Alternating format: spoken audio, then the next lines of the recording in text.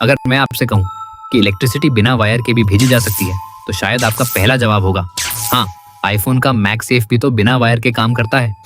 लेकिन मैं उसकी बात नहीं कर रहा। मेरा मतलब है ये जो आपके चारों तरफ बड़े बड़े पावर ट्रांसमिशन टावर्स, ट्रांसफॉर्मर्स और वायर का पूरा जाल दिखाई देता है, अगर मैं कहूँ कि एक दिन इनकी ज़रूरत ही ना पड़े तो क्या आप यकीन करेंगे? शायद नहीं। लेकिन आज मैं आपको कुछ ऐसा दिखाने वाला हूँ जो आपका नज़रिया बदल सकता है। मैंने इस कॉन्सेप्ट पर खुद काम किया, इसका एक वर्किंग मॉडल बनाया और इसे साइंस एग्जीबिशन में भी प्रस्तुत किया। यही प्रोजेक्ट मुझे स्टेट लेवल तक लेकर गया, जहां मुझे फर्स्ट प्राइज भी मिला। आज की इस वीडियो में मैं सिर्फ थ्योरी की बात नहीं करूंगा, बल्कि आपको इस कॉन्सेप्ट के पीछे का साइंस भी समझाऊंगा। लेकिन उससे पहले अगर आपको ऐसी साइंस और टेक्नोलॉजी से जुड़ी वीडियोस पसंद है तो चैनल को सब्सक्राइब कर दीजिए और वीडियो को लाइक करना मत भूलिए। अगर इस वीडियो पर 1000 लाइक्स पूरे हो जाते हैं तो अगले पार्ट में मैं अपना पूरा डिज़ाइन भी दिखाऊंगा और स्टेप बाय स्टेप बताऊंगा कि इसे कैसे बनाया जाता है। तो बिना किसी देरी के चलिए शुरू करते हैं।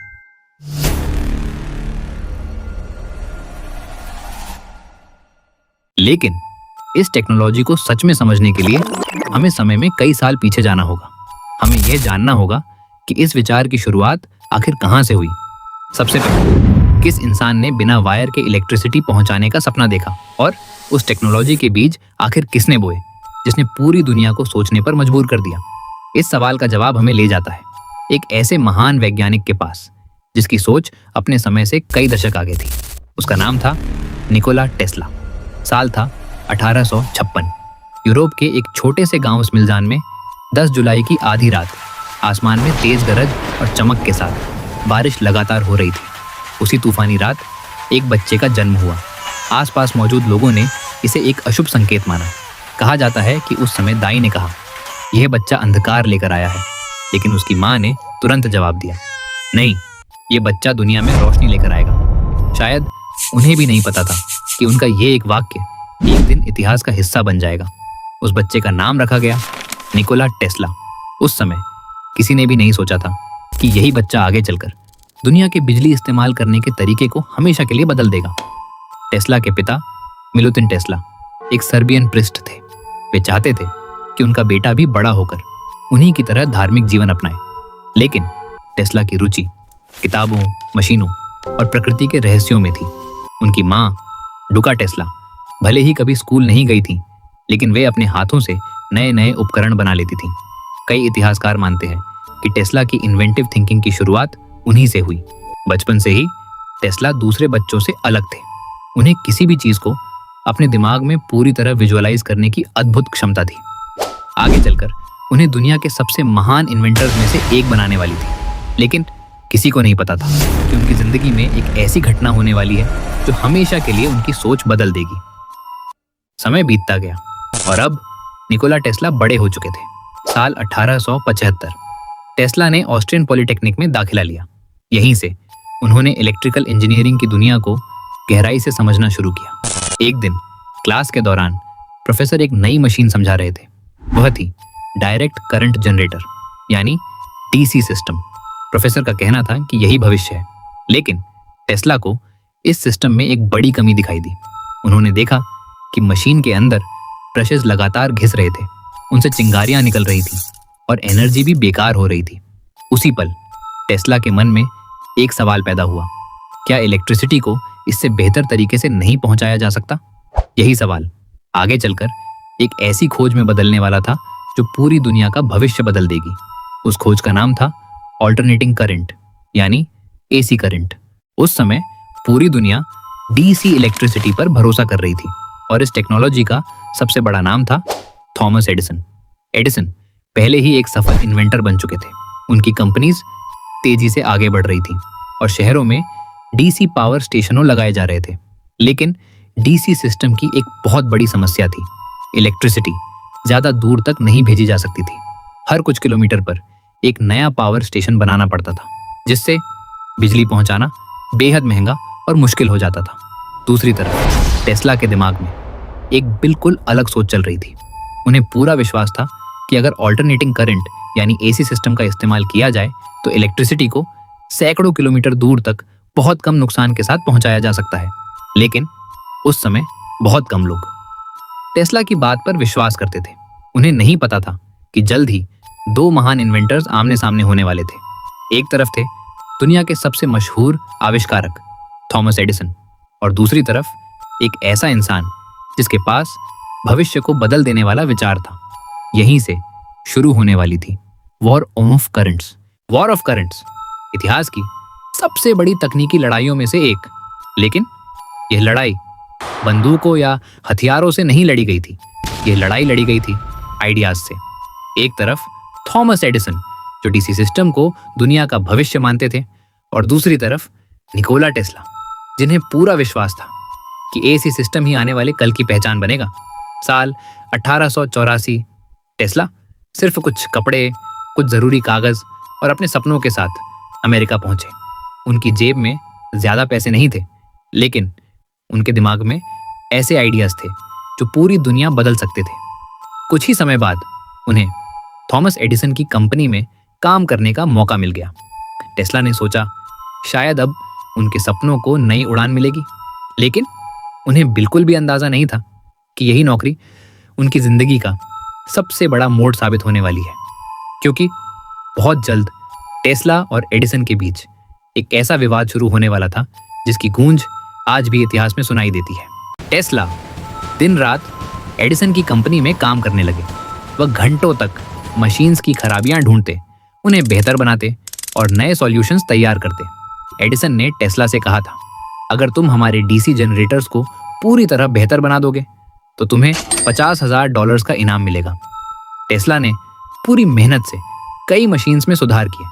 जब काम पूरा हुआ, उन्हें बताया गया कि वह बात मजाक में कही गई थी। टेस्ला बेहद निराश हुए। उन्होंने महसूस किया कि उनके विचारों की कद्र वहां नहीं हो रही थी। टेस्ला ने एडिसन की कंपनी छोड़ दी। उन्हें नहीं पता था कि अब उनकी जिंदगी में एक ऐसा इंसान आने वाला है जो उनके सपनों को नई ताकत देने वाला था। उसका नाम था जॉर्ज वेस्टिंगहाउस। सिर्फ एक सफल बिजनेसमैन नहीं थे, बल्कि एक दूर की सोच रखने वाले महान इंजीनियर भी थे। जब उन्होंने निकोला टेस्ला के एसी सिस्टम के बारे में पढ़ा तो उन्हें तुरंत एहसास हो गया कि यही आने वाले कल की टेक्नोलॉजी है। उन्होंने बिना समय गंवाए टेस्ला के एसी पेटेंट्स खरीद लिए और उन्हें अपनी कंपनी में शामिल कर लिया। अब दो महान दिमाग एक ही लक्ष्य के लिए काम कर रहे थे, लेकिन एक बड़ी चुनौती अभी भी बाकी थी।